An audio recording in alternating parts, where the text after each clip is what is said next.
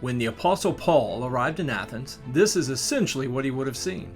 Athens was famous for its temples and its many gods. The Parthenon, the Erechtheum, and other structures up here on the Acropolis weren't just impressive buildings. They were active places of worship.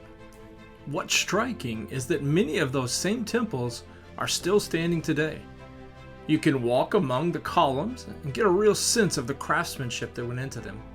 They're a lasting tribute to the skill of the builders, and at the same time, the ruins also tell another story. The religious system that once filled these temples with meaning and activity no longer holds the power or influence that it once did. What was once a living belief is now mostly history and architecture. It's beautiful, but quiet. Surrounded by all this religious devotion, Paul felt the need to speak up. The place where he was brought to do that was Mars Hill, known to the Greeks as the Areopagus. In the first century, this was an important meeting place. Philosophers and thinkers and city leaders would gather here to discuss new ideas. It was the natural spot for someone claiming to bring a new message about God. Today, Mars Hill doesn't look like much.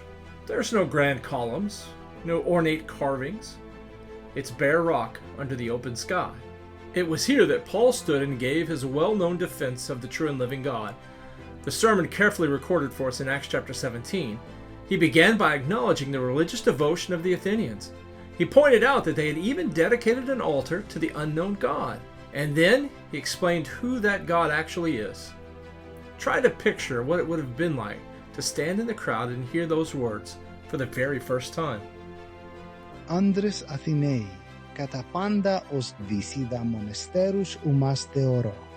Διερχόμενος γάρ και αναθεωρών τα σεβάσματα ομών εύρων και βωμών εν όι επεγέγραπτο αγνώστο Θεό.